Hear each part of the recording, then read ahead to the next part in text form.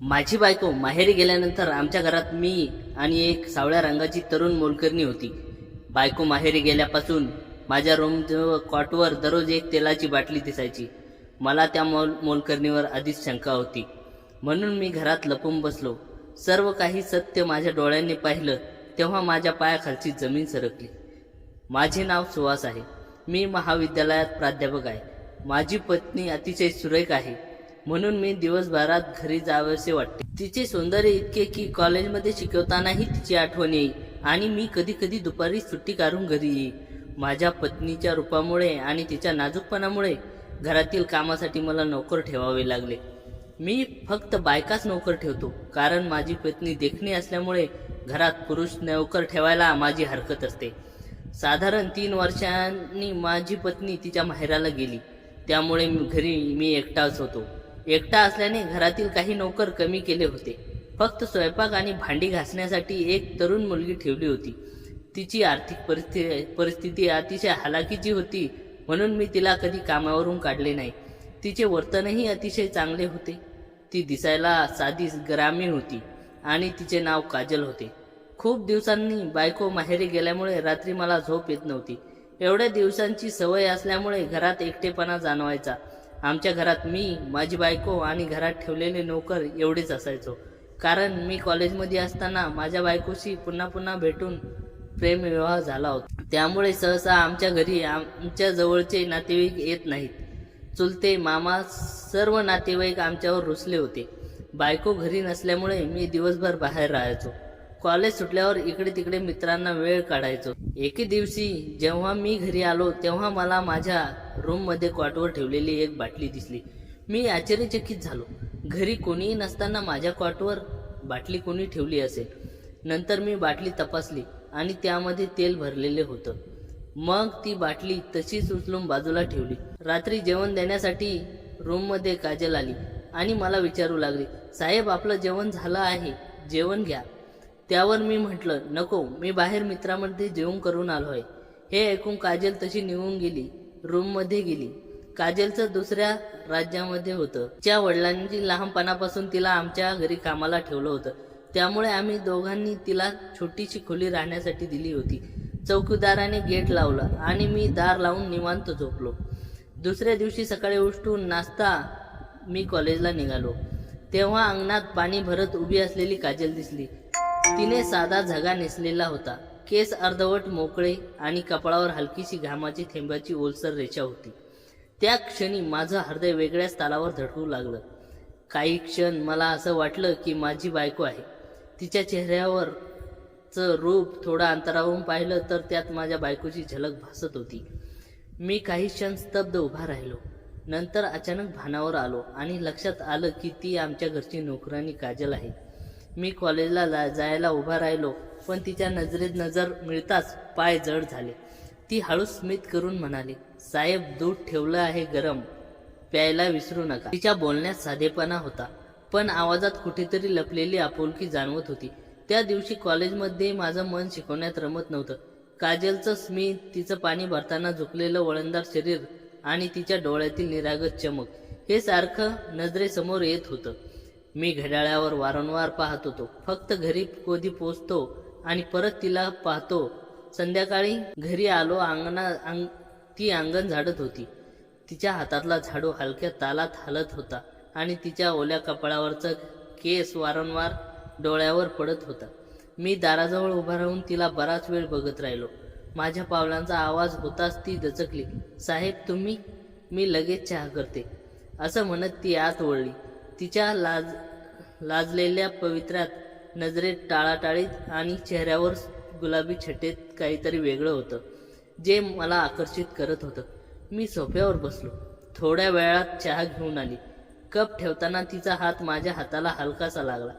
त्या क्षणभरासाठी स्पर्शाने माझ्या अंगातून एक वेगळीच ऊब पसरली. मी हळू आवाजात म्हणालो, काजल तू इतकी मेहनत करतेस, थकतेस ना? ती डोळे खाली घालून म्हणाली, कामासाठीच तर आहे मला, मग थकण्याचा प्रश्न नाही. पण तिच्या आवाजात हलकीशी कंपकंपी होती. मी हात पुढे केला आणि हलक्या हाताने तिच्या हातावर हात ठेवला. ती क्षणभर थांबली, श्वास रोखून माझ्याकडे पाहू लागली. तिच्या डोळ्यात भीती, लाज एक वेगळं आकर्षण दाटून आलं होतं. ती हात मागे घेत हे पाहून माझं धैर्य वाढलं. मी तिचा हात घट धरला आणि म्हणालो, तू इथे आहेस ना? त्यामुळे मला एकटेपणा कमी जाणवतो. हे ऐकताच तिच्या चेहऱ्यावर लाजेचं वादळ उमटलं. तिचे गाल गुलाबी झाले. ती हलकेसे हसली आणि म्हणाली, साहेब तुम्ही असं बोललात. तिच्या आवाज थांबला, पण तिचे डोळे सगळं बोलून गेले. मी तिला हलक्या हाताने जवळ खेचले. तिचे केस चेहऱ्यावर उडत होते. तिच्या अंगातून सुटणारा ओलसर घामाचा सुगंध आणि केसामधून मिसळलेल्या चंप्याचा वास मला वेड लावत होता. मी थरथरत होतो, पण पळूनही जात नव्हती. माझ्या हृदयाचे ठोके जोरात होते आणि तिच्या छातीवरच्या श्वासांचा हालचाल मला स्पष्ट जाणवत होती. त्या क्षणी घरात शांतता, बाहेरच्या झाडांचा सरसर आवाज आणि आमच्यात अवघडलेली जवळीक सगळं एका क्षणाला मिसळलं. मी तिच्या डोळ्यात पाहिलं.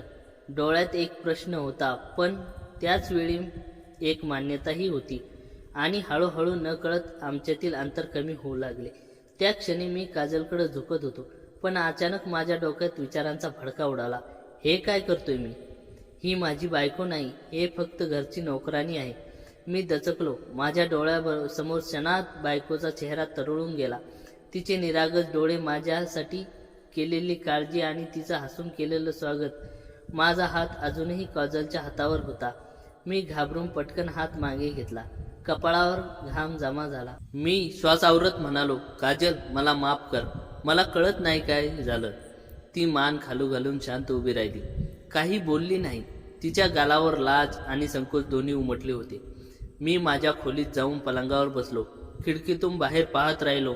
मनात विचारांचे वादळ उसळत होते. माझी बायको माझ्यावर किती प्रेम करते, किती विश्वासाने माहेरी गेली. मी मात्र तिच्या अनुपस्थितीत दुसऱ्या स्त्रीकडे ओढलो गेलो. हे बरोबर आहे का? बायको बरोबर घालवलेले छोटे छोटे क्षण आठवू लागलो. सकाळी आवडीचा नाश्ता करणं, मी दमून आलो की माझ्यासाठी गरम पाणी ठेवणं, माझ्या अभ्यासावर तासनतास लक्ष देणं.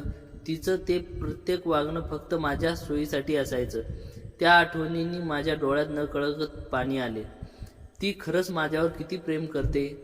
तिच्या प्रेमाची किंमत मी विसरलोच होतो. मी चुकीच्या वाटेला वळत होतो. त्या रात्री मला झोप लागली नाही.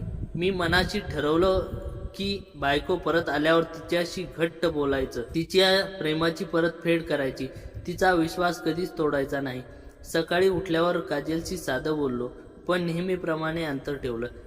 तिच्याबद्दल मनात आता आदर होता, कारण तिच्यामुळेच मला माझ्या बायकोच्या प्रेमाचं मूल्य समजलं. पण मला समजत नव्हतं की माझ्या कॉटवर तेलाची बाटली कोण ठेवतं. दुसऱ्या दिवशी संध्याकाळी माझ्या मित्राला पार्टी द्यायला गेलो म्हणून खूप कंटाळलो होतो. त्या रात्रीचं जेवण बाहेर केलं आणि काजललाही सांगून ठेवलं, आत रूम जेवण आणून ठेवू नकोस. मी जेव्हा कॉटवर बसलो तेव्हा पुन्हा तिथे तशीच तेलाची बाटली दिसली. मी थक्क झालो. मी बाटली उचलून बाजूला ठेवली आणि झोपी गेलो. नंतर तिसऱ्या दिवशी असाच प्रकार घडला. माझ्या कॉटवर पुन्हा त्याच प्रकारची तेलाची बाटली दिसली. मी विचार करू लागलो, रोज माझ्या रूममध्ये कॉटवर तेलाची बाटली कोण ठेवतं? आता तर रोजच झालं. दररोज माझ्या कॉटवर तेलाची बाटली दिसत होती. प्रत्येक वेळी मी बाटली घेऊन बाजूला ठेवायचो. जवळ 30च्या वर बाटल्या कोपऱ्यात साचल्या होत्या. बायको घरी नसल्यामुळे मी या गोष्टीकडे जास्त लक्ष दिलं नाही. पण एक दिवस विचित्र प्रकार घडला. माझ्या रूममध्ये कॉटवर मी झोपायला आलो आणि पाहतो काय, एक जड केळ तेल लावलं माझ्या कॉटवर ठेवलं होतं आणि त्याच्या शेजारीच एक तेलाची बाटली ठेवली होती. हे पाहून मला राग आला. मग मी जोरात चौकीदाराला हाक मारली. चौकीदाराला मी या प्रकाराबद्दल विचारलं तेव्हा तो म्हणाला, साहेब मी दारात बंगला राखण्यासाठी थांबत असतो. तुम्ही बोलवल्याशिवाय मी कधी घरात येत नाही. त्यामुळे या प्रकाराबाबत मला काहीच माहिती नाही. मला क्षमा करा. असं बोलून तो चौकीदार पुन्हा आपल्या ड्युटीवर निघून गेला. आता घरात फक्त काजल होती. काजल एक तरुणी असल्यामुळे मी तिला अशा बाबतीत काही विचारपूस करू शकत नव्हतो. मला तसे वाटले नव्हते की काजल असं काही करीत असेल. खूप दिवसापासून तेलाच्या बाटलीविषयी काहीतरी विचित्र होतं. म्हणून मी एके दिवशी निर्णय घेतला की या बाबतीत मला माहिती काढायलाच हवी. नेमकं माझ्या रूममध्ये कोण येतं आणि हे असं कृत्य करतं. मग मी एक युक्ती लढवली. मी माझ्या मोबाईलचा कॅमेरा व्हिडिओ मोड करून माझ्या कॉटवर ठेवला. मी रूममध्ये असा कॅमेरा फिट केला की कोणालाही दिसणार नव्हता. मोबाईलमधलं साधं सिम कार्ड काढून ठेवलं होतं, जेणेकरून कोणाचाही कॉल येणार नाही, फक्त व्हिडिओ रेकॉर्डिंग होईल. असंच करून ठेवलं. मग रात्री पुन्हा माझ्या कॉटवर तेलाची बाटली होती. मी जेवण करून निवांतपणे रेकॉर्डिंग पाहू लागलो.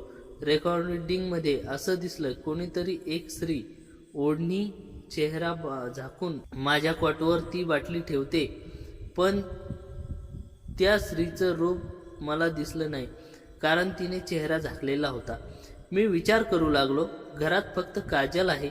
मग माझ्या मनात विचार आला की काजल असं का करत असेल, पण लगेच मन म्हणायचं की ती एवढं घाणेरडं कधी वागणार नाही. ती कधीही तेल लावून माझ्या कॉटवर ठेवणार नाही. ती जरी तरुण असली तरी संयमी तरुणी आहे. तिची वागणूक खूप छान आहे. 2-3 दिवस मी असाच कॅमेरा चालू ठेवला. कॉलेजला जात होतो, पण ती स्त्री चेहरा ओढणीने झाकायची, तेलाची बाटली माझ्या कॉटवर ठेवून जायची. अधूनमधून ती स्त्री गाजराला तेल लावून ठेवायची, तर छोटा दुधी भोपळा घेऊन त्याला तेल लावून माझ्या कॉटवर ठेवायची. पण तिचा चेहरा मला मोबाईलच्या व्हिडिओमध्ये कधीच दिसला नाही. जवळजवळ 2 महिने झाले होते. माझी बायको तिच्या आईवडिलांकडेच होती, कारण तिच्या वडिलांची तब्येत खराब झाली होती. तशी ती मला रोज फोन करायची. घरात बायको नसताना हे तेलाचं प्रकरण खूप वाढलं होतं. आता मी या प्रकरणाला खूप कंटाळलो होतो आणि मी ठरवलं आता घरात लपून ती स्त्री कोण आहे हे पाहायचं. मी सकाळी काजलला सांगितलं, आता मी रात्री खूप उशिरा येईन. मी मित्राच्या भावाच्या लग्नासाठी दूरगावी निघालो आहे. रात्री येण्यासाठी खूप उशीर होईल. तू जेवण करून घे. मी कॉल केल्याशिवाय दार उघडू नकोस. असं तिला खोटं सांगून मागच्या पाईपवरून माझ्या रूममध्ये खिडकीतून शिरलो आणि कॉट खाली लपून बसलो. दुपारी साधारण 12:30 वाजले असतील, तेव्हा माझ्या रूमची खिडकीच्या मागून मला काहीतरी आवाज आला. खिडकीतून एक स्त्री आत आली. तिने एक लहानशी बाटली काढली आणि कारलं घेतलं. त्या कारल्याला तेल लावलं आणि माझ्या कॉटवर ठेवलं आणि परत निघाली. तेवढ्यात मी कॉट खालून निघालो आणि खिडकीतून खाली उतरत असताना तिचा हात घट्ट पकडला. तिला खिडकीवर खेचले तेव्हा ती माझ्या अंगावर पडली आणि तिचा चेहरा मला दिसला. तेव्हा माझ्या पायाखालची जमीन सरकली. मला खूप मोठा हादरा बसला. ती माझी बायको, ही तर माहेरी गावी गेली होती, मग अशी चोरून माझ्या रूममध्ये तेलाची बाटली ठेवत आहे.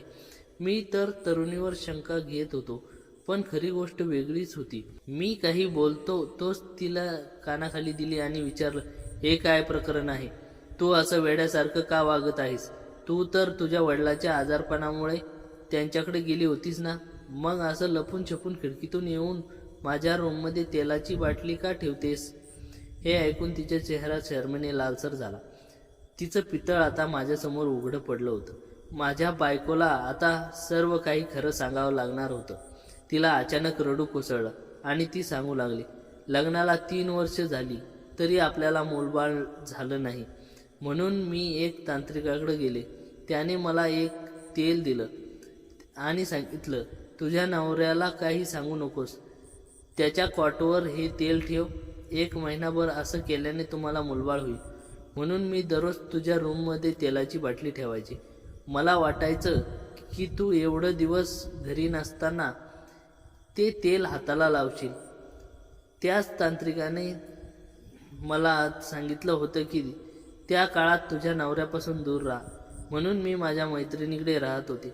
माझी बायको रडतच म्हणाली, माझं माहेर आणि सासर कोणीच नाही. मी कशी आईवडिलांकडे जाईन?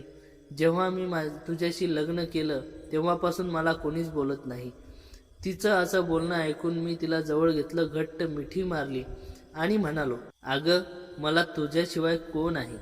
आता मला समजलं की तुला माझ्याकडून काय हवं आहे. आमचा हा सर्व तमाशा काजल दारात उभी राहून पाहत होती. ती तोंडाला हात लावून हसत होती. हे पाहून खूप लाजल्यासारखं वाटलं. त्यानंतर आम्ही सर्व बाटल्या जवळ गटारात फेकून दिल्या. कारण मी कधीही अशा गोष्टीवर विश्वास ठेवत नव्हतो. मग आम्ही दोघांनी एका चांगल्या डॉक्टरकडे जाऊन उपचार घेतले. आश्चर्य, फक्त 2च महिन्यात माझी बायको प्रेग्नंट राहिली. तिच्या चेहऱ्यावर आनंद पाहून मी खूप समाधानी झालो. मित्रांनो, कथा तुम्हाला कशी वाटली नक्की कमेंटमध्ये सांगा. कथा आवडली असेल तर लाईक करा, शेअर करा. चला भेटूया अशाच एका नवीन भागात. धन्यवाद.